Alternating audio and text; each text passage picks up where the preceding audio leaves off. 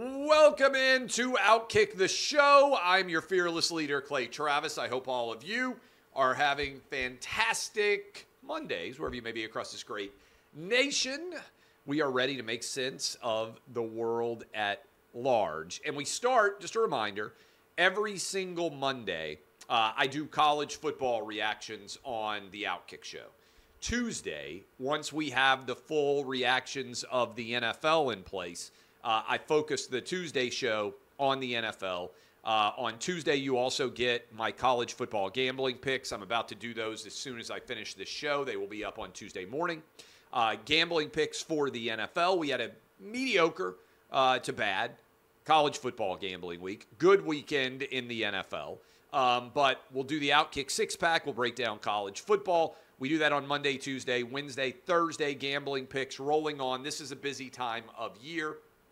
And appreciate all of you hanging out with us as we power through and begin the month of October. Now, this is crazy. A lot of college football teams have already played 5 games. College football has the longest offseason and the shortest season of any popular sport in America. And believe it or not, many college football teams are nearly halfway through their season now, the regular season anyway. We've got 5 games. And we're starting to get a decent size sample size of what we can expect from those teams. So let's start with USC Colorado, which I'm betting is probably going to end up being the most watched game of the week. And I asked a question on Saturday as I was driving through the Chick-fil-A drive-thru right after my third grader had his flag football game. As USC, I believe, was down 35-7, as Colorado was down to USC, something like 35-7, 34-7, something in that neighborhood. I asked, was Colorado the most overhyped team in recent college football history? And I do think the hype machine has been off the charts for Colorado. Colorado now is 3-2. They got obliterated by Oregon. To their credit, fought back in a big way in the second half, and I'll talk about what we learned not only about Colorado but USC. But I do think it's worth contemplating all of the attention that Colorado has gotten, given that if Colorado can get to a bowl game, it will be an impressive turnaround from 1-11. But if you look at the rest of Colorado's schedule going forward, it doesn't set up very well. And I do think the hype that has surrounded Colorado is beginning to fade in a big way. But I just want to hit you right now with what the rest of Colorado's schedule looks like. And I do think as you break all this down, Colorado getting to a bowl game is not a foregone conclusion.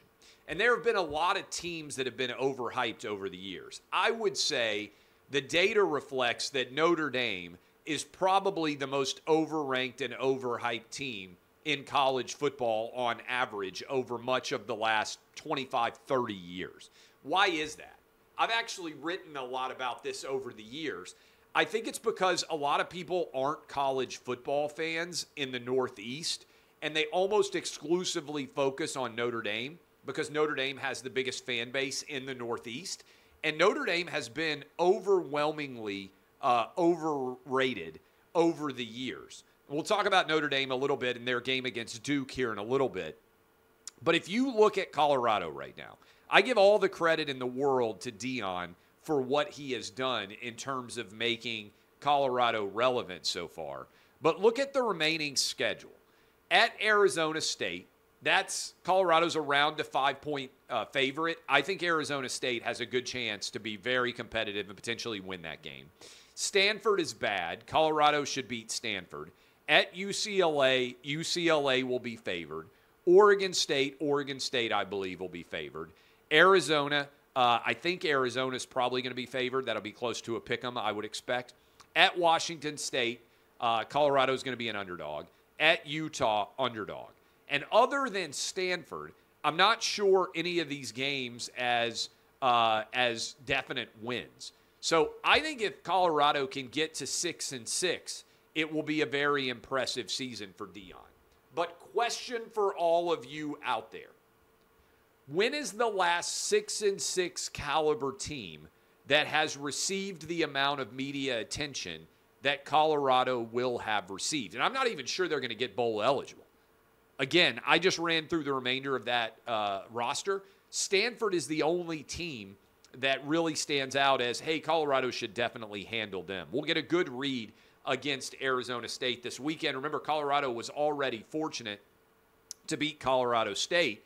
They had to go to overtime, come back with a late touchdown drive to be able to do that. Why do I bring it up?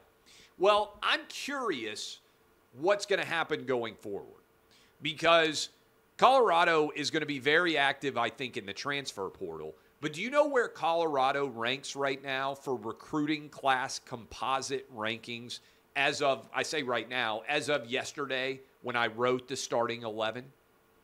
75th overall. 75. Now, to be fair, Colorado does not have a lot of committed recruits right now, but 75th overall is troubling. Most of the top recruits in college football, for those of you like me who are recruiting junkies, you understand that most of the top classes in college football are already locked and loaded. In other words, Georgia, Alabama, Ohio State, the usual suspects at the top of the recruiting rankings, they've all got 20 or more recruits committed. You can start signing in a couple of months now. Remember, they have the early signing period and then the late signing period. There just aren't that many top 4- and 5-star recruits that are still out there available. Around 75% of them, I believe I'm correct, have already signed. So how is Deion planning on remaking this Colorado roster in the offseason? I think this is a real question because the transfer portal is certainly a viable option, right, for him to be breaking down and expecting that he's going to get a lot of good playmakers in the transfer portal. But there aren't that many playmakers available out there, and I do think this is going to be a big challenge, and I haven't heard anybody really address how he's going to remake the roster. And that presumes, by the way, that, for instance, Shador, his son, is going to come back to Colorado and not go pro when there does seem to be some interest in Shador going pro. Just to factor in. Biggest takeaway, though, on a national level, that's my analysis of Colorado football as we near the halfway point of year one with Deion. Bigger question on a national level from that game, I'm eliminating USC as a national title contender based on what I've seen from the Trojan defense against Arizona State last week and against Colorado on Saturday. As good as Caleb Williams is, and he had 6 touchdown passes, and I think Colorado gave up 48 points, whatever the math was on that game. As good of a performance as Caleb Williams had, the USC defense is not good enough to win a national title. Now, you'll remember before the season, I said my 4 playoff predictors. I said the 1 seed, Georgia, 2, Florida State, 3, Michigan, 4, USC. We've made it through September, and all 4 of my playoff teams are still in the top 10 most likely teams to win a national championship. USC doesn't have a good enough defense right now to win a national championship. This seems to be the curse of Lincoln Riley, is that his team is just good enough to be able to dominate on the football field when it comes to offense, but it never seems to come to fruition when it comes to the defensive performance that they need to be able to put forward. So I am eliminating USC as a viable national title contender. I still think Caleb Williams will be the overall number 1 pick. I actually think it'll be Caleb Williams 1, Drake May 2, as I've said for some time, North Carolina's quarterback. But to me, USC's defense under Lincoln Riley, based on what we've seen against Arizona State and Colorado, is not good enough to be able to win a national championship, even though the offensive side of the ball is truly incredible and electric. All right, let's talk. We had a lot of big games in the SEC. I want to talk about all of the SEC performances. I'll give you my OutKick top 10. We'll talk about Duke and Notre Dame and the way that game ended. But let's start with Georgia. A lot of questions about the Georgia Bulldogs, 2-time defending champs. what were they going to be able to be capable of this year? We've seen 2 SEC games so far from Georgia. They were down at the half to South Carolina, and then they were behind in the third quarter, and I think the start of the fourth or whatever it was, against Auburn. And they were behind for a lot of this game. Auburn came out, got up 10-0. First, let me say about Auburn and Hugh Freeze. This was why, to me, the hiring of Hugh Freeze made so much sense for Auburn. I think within a year and a half, certainly next year, Auburn will be a lot better. By year 3, I think Auburn will be back to upper echelon in the SEC West. I didn't see anything from Auburn that made me question whether Hugh Freeze is a guy that will get them back. Auburn can barely throw the ball at the quarterback position, and I thought the game plan that Hugh Freeze devised to be able to run with the quarterbacks, to be able to have the success that they did, was a strong testament to his ability to grow that program, to be able to be that competitive against Georgia. But to me, the big storyline coming out of this game was Brock Bowers might be the best player from a purely on-field dominant perspective relative to his other positions, right? Relative to other tight ends, I think you can make an argument that Brock Bowers is already a top 10 college football tight end, but also a top 10 NFL tight end. I don't see how this guy wouldn't be able to immediately translate on an NFL team. For instance, I would love my Tennessee Titans to have Brock Bowers right now. I think he could be dominant on the field. Credit to Carson Beck, who made a lot of big throws in the second half. But if I'm a Georgia Bulldog fan, as happy as I am about the back-to-back national titles, focusing on this year alone, I think that Georgia is further evidence of the most mediocre SEC that we've seen in 20-some-odd years.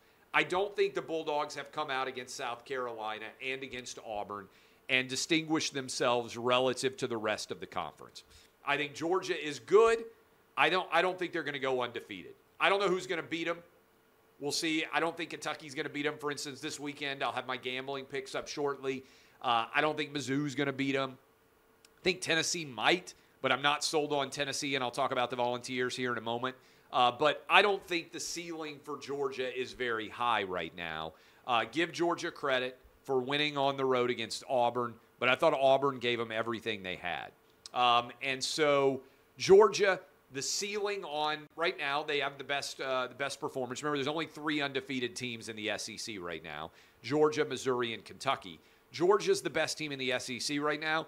I don't think the ceiling is very high, and I don't think there's that big of a gap between Georgia and the rest of the SEC. Blood bank guarantee hit with ease. Kentucky absolutely obliterated Florida. To me, the first half of Tennessee at Florida may be the most surprising half that we've seen almost in the SEC. I guess you could argue South Carolina at Georgia, but the way that Florida dominated Tennessee was the biggest surprise coming out of that game in Gainesville.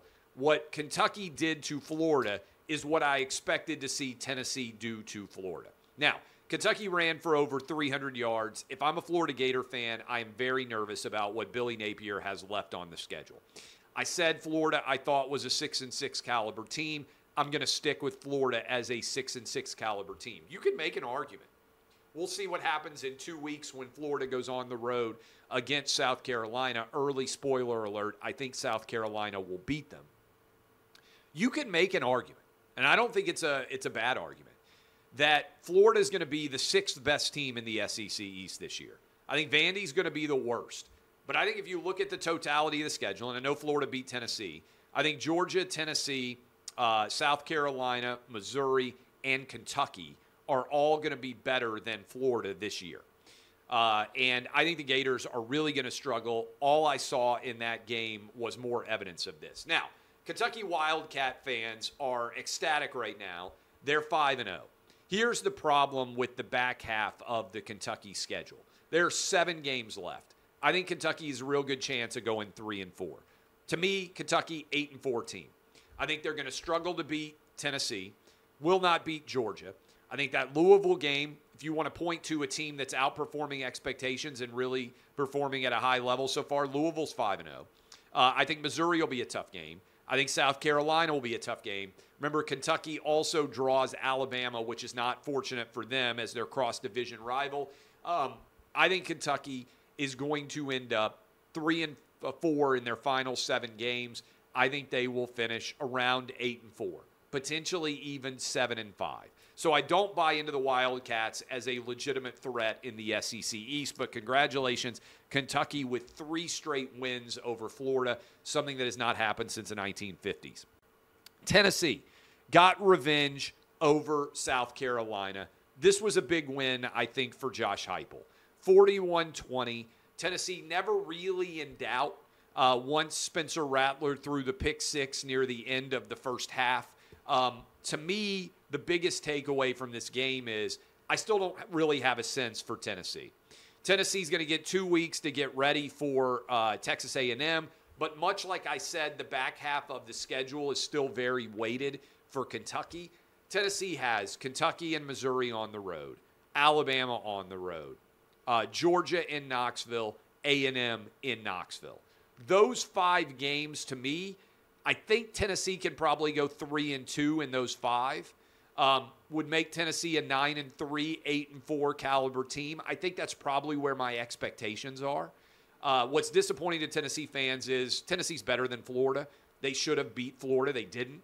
They choked that game away, actually got whipped in the first half.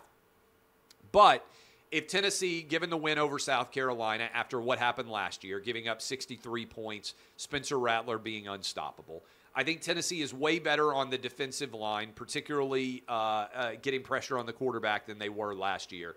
But with the Brew McCoy injury, I don't think Tennessee is elite in the playmaking ability at wide receiver. Maybe not even that good. We'll have to see. There's a lot of young talent there. But you're dealing with Tillman being gone. You're dealing with the loss of certainly a lot of playmaking ability there. Jalen Hyatt, 5 touchdowns against Alabama, take the top off the defense. You just don't have that ability. But I do think in 2 weeks, Tennessee has a good chance to beat Texas A&M, get to 5-1, and then the second half of the season, we'll see whether or not they truly have the ability to take it to a next level. For South Carolina, sitting at 2-3. 2 weeks to get ready for Florida. I think South Carolina will beat Florida. I think South Carolina is another one of those 7-5, 8-4 caliber SEC East teams.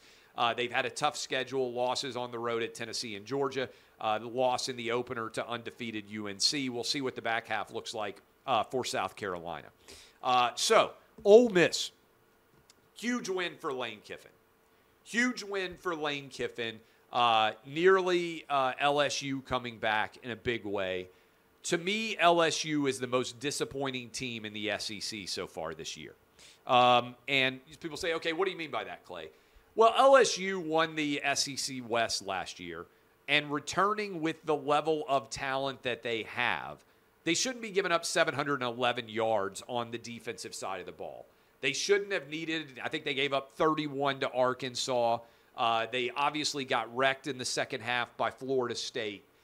The game on the road against Missouri on Saturday is a potential oh no moment for Brian Kelly in year 2. The expectation was that LSU would be back to a championship level. If they lose, they're 6.5-point favorite against Missouri, then there is, I think, a lot of panic that is going to set in. It also raises the question, did we overrate that win that FSU got over LSU in week 1? I think there's potential threat that we did. And so as we're analyzing the SEC right now, I think you have to start to say, again, ceiling is a lot lower than we have seen in past years. And so here is my SEC power rankings as we sit at the end of September. I've got Georgia number 1 overall. I think you have to put Georgia there sitting at 5-0, even though the schedule is not particularly challenging. I've got Bama at 2 overall. Solid win on the road against Mississippi State. Week before, solid win against Ole Miss. Defensively, I think Alabama is very good.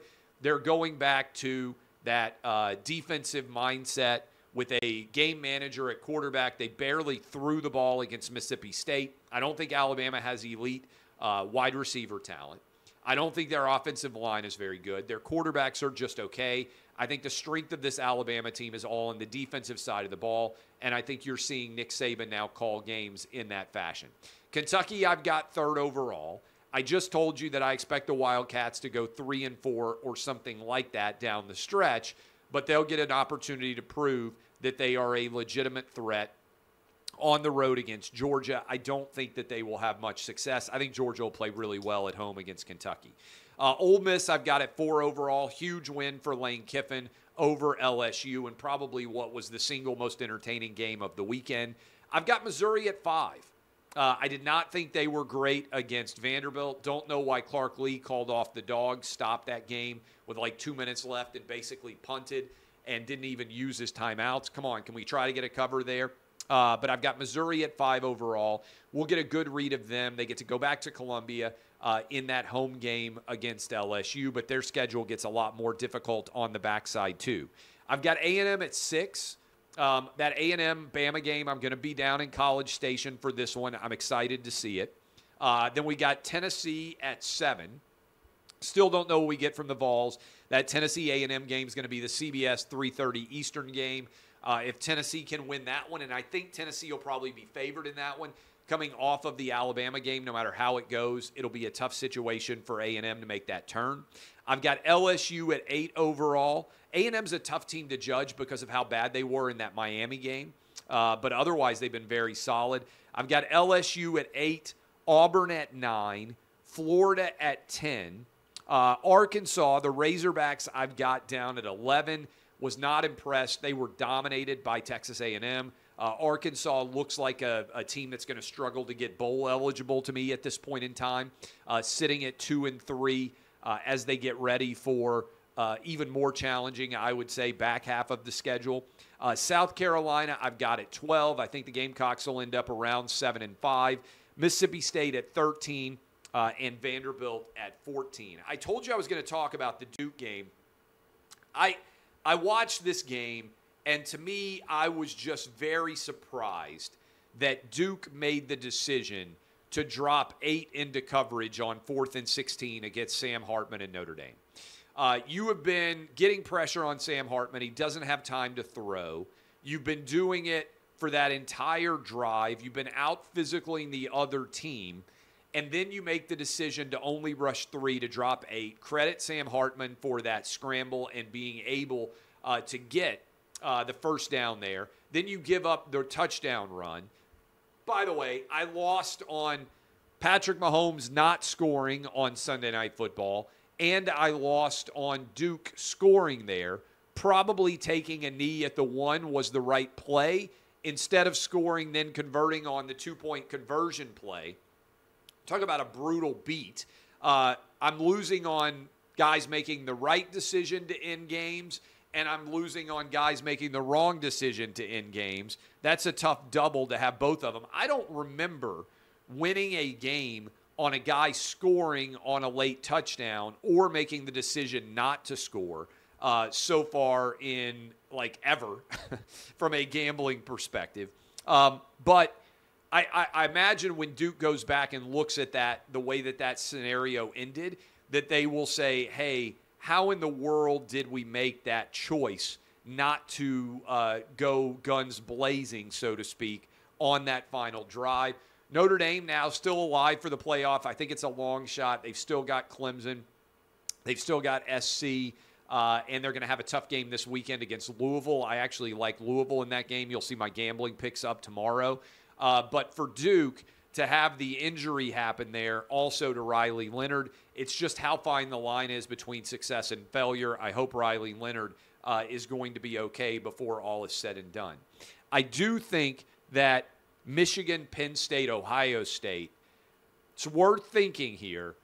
What are the odds that these guys end up in another 3-way tie scenario, potentially all 11-1, and all with the same 1 loss in the conference where the round robin is set up? I don't think it's crazy to start to ask that question right now because we're halfway through the season, and you can easily see a scenario where Michigan State loses on the road against Penn State, and Michigan loses on the road against Penn State, and then also Ohio State beats Penn State in Columbus, and then you end up in a situation where Ohio State goes on the road, loses to Michigan in Ann Arbor, and everybody is around robin, one loss. How would that scenario play out? I don't think that's crazy to think about right now, and that's why I've got all of these teams in my OutKick top 10. Now, remember, that is the Big Ten East teams.